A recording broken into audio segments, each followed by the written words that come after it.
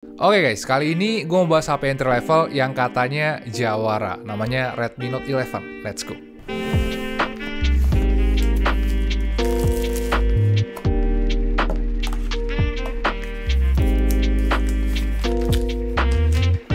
Oke guys, ini dia HP-nya, Redmi Note 11 warna biru. Ini Redmi Note pertama yang gue beli setelah terakhir gue pegang Redmi Note 5. Udah lama banget ternyata. Gue tertarik cobain HP ini karena setelah gue baca komen-komen di beberapa video yang terakhir, banyak dari kalian yang bilang kalau tahun ini Xiaomi lagi ngelawak. Padahal di launching-nya kemarin, Xiaomi ngeklaim ini adalah HP jawara. Bagi gue ini lumayan menarik soalnya penjual dan targetnya kayak punya pendapat berbeda gitu loh, aneh banget. Dan karena penasaran akhirnya kemarin gue coba beli satu guys, karena gue juga pengen cobain langsung. Dan setelah cobain langsung bisa gue bilang akhirnya gue paham kenapa kalian dan Xiaomi punya klaim yang beda-beda.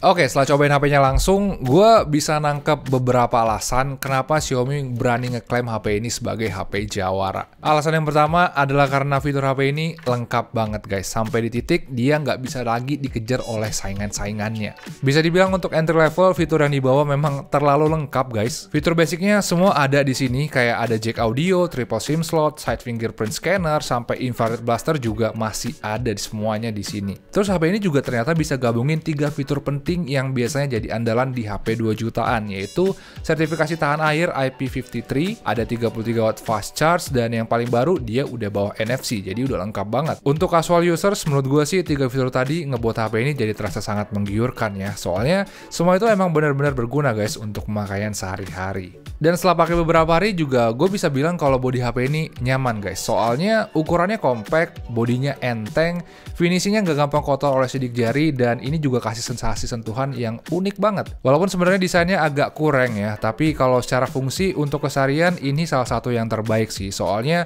bodinya nyaman, fiturnya lengkap, dan fitur perlindungannya juga mantap. Jarang banget loh ada HP entry level yang bisa bawa 3 hal tadi di satu HP sekaligus. Terus alasan kedua kenapa HP ini jawara adalah dari sektor multimedianya guys. Tahun lalu kan Redmi Note 10 itu salah satu HP yang unggul banget di sektor multimedia, soalnya dia punya speaker dan layar yang bagus. Tapi di Redmi Note 11 ini akhirnya mereka berhasil ningkatin kualitasnya lagi. Kalau untuk layar sih bagi gue ini salah satu layar yang keren guys, soalnya panel yang dipakai emang kelihatan bagus.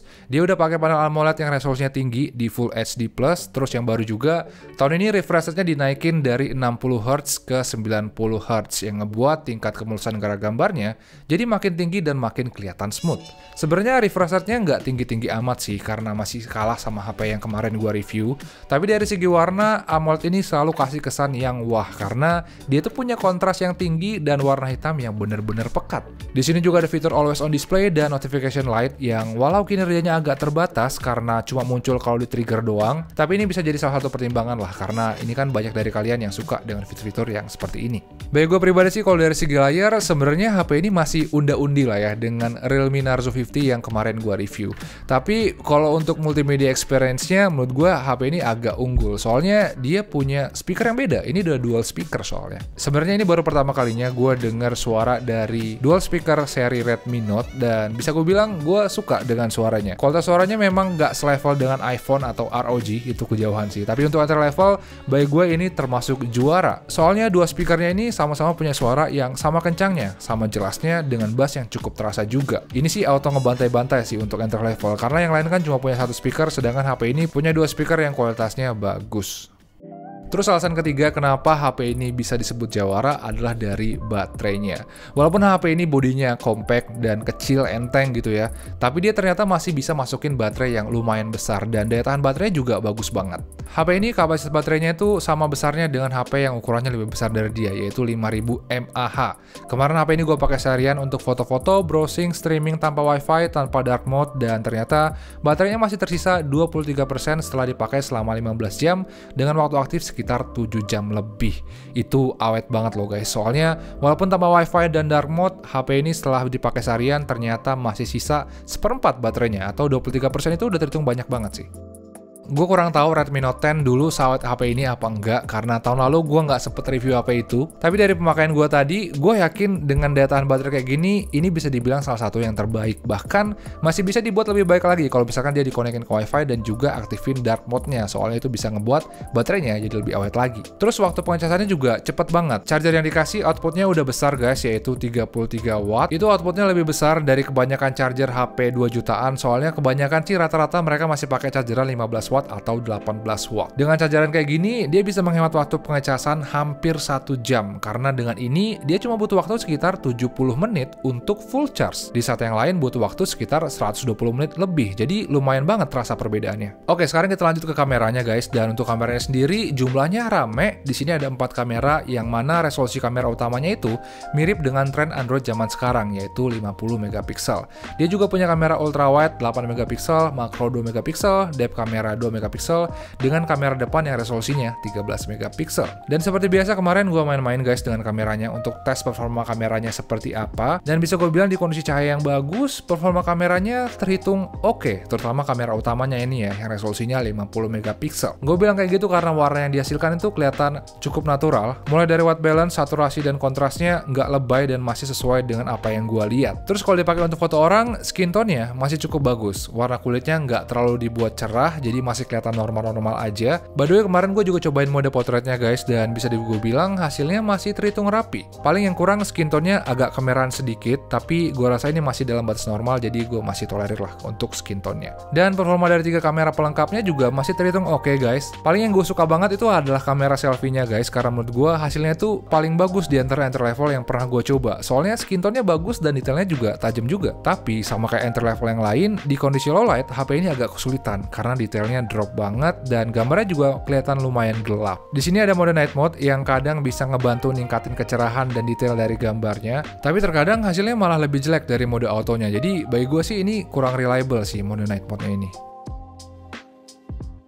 Untuk video sendiri dia bisa record sampai 1080p 30 fps. Ini resolusi yang umum banget dan sama aja kayak entry level yang lain. Terus HP ini juga punya image stabilization, jadi kalau dipakai untuk video still kayak gini, videonya masih stabil guys, masih enak untuk dilihat. Tapi sama kayak entry level yang kemarin gua review, kalau diajak jalan, getaran gambarnya itu masih terasa banget. Jadi gua nggak terlalu rekomen sih ini untuk jalan-jalan. Jadi amannya sih untuk record video still kayak gini aja guys, soalnya ini masih stabil kelihatannya. Terus kamera depannya ini agak unik guys, kalau vertikal videonya beneran terasa smooth banget, jadi masih enak untuk diajak jalan-jalan. Tapi kalau horizontal, entah kenapa videonya ini agak geter-geter ya, nggak stabil video vertikalnya. Ini agak unik sih, soalnya image stabilisasinya kerjanya beda-beda gitu. Kalau menurut gue sih lebih aman pakai video vertikalnya aja karena di sini lebih stabil. Kalau menurut kalian sendiri kira-kira gimana hasil guys? Langsung aja tulis pendapat kalian di kolom komentar di bawah.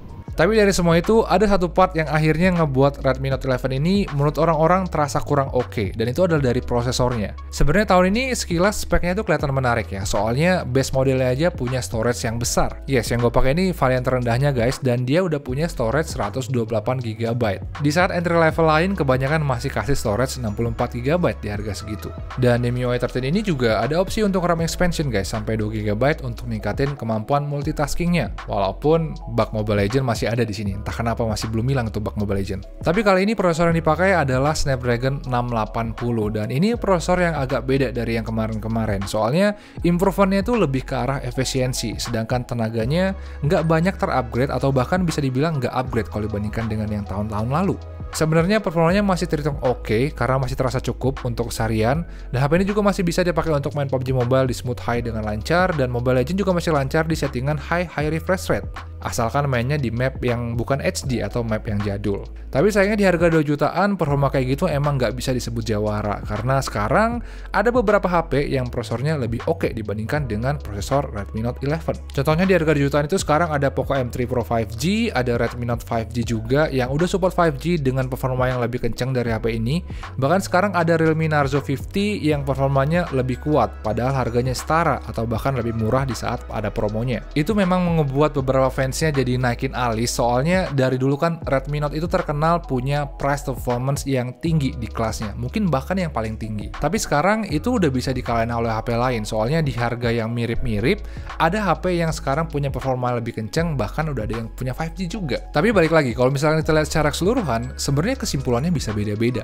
Bagi gue sih Redmi Note 11 ini udah jelas banget ganti positioning ya guys ya, dari HP yang price performance-nya tinggi ke HP all-rounder untuk sehari-hari. Prediksi gue sih karena batch prosesor yang mereka dapat tahun ini nggak begitu wah-wah banget kayak tahun lalu, jadi mereka ngeboost ke sektor yang lain kayak di fitur, layar, dan itu akhirnya malah ngebuat HP ini bergeser dari HP yang price performance-nya tinggi ke HP all-rounder sehari-hari yang value-nya mantep. Gue rasa buat orang-orang yang expect price performance yang tinggi, HP ini bakalan terasa biasa aja karena ada HP lain yang punya performance lebih baik dari HP ini. Dan untuk user-user Redmi Note 10, HP ini juga bakal terasa biasa juga, soalnya upgrade-nya sangat minor kalau dibandingkan dengan Redmi Note 10, bahkan terasa downgrade dari perekaman videonya. Tapi buat orang-orang yang nggak mentingin performa atau mungkin ya casual user ya, sebenarnya HP ini jadi kelihatan menarik banget sekarang. Soalnya kalau dilihat secara keseluruhan, sebenarnya ini HP yang enak banget untuk keseharian. Dia punya fitur yang lengkap, layarnya juga multimedia experience juga mantep, terus dia juga punya kamera yang oke, baterai yang awet, dan juga performa yang masih cukup untuk keseharian.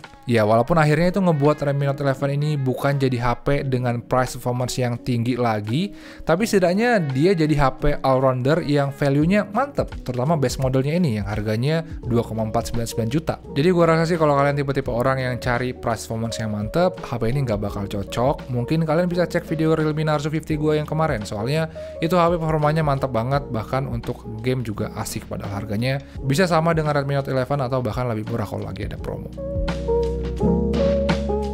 Jadi ya mungkin segitu aja sedikit pendapat gue tentang Redmi Note 11. Kalau kalian suka dengan video ini, pencet like guys, dan jangan lupa juga subscribe, biar kita bisa ngobrol gadget-gadget lagi di video gue yang berikutnya. Makasih udah nonton guys, ciao.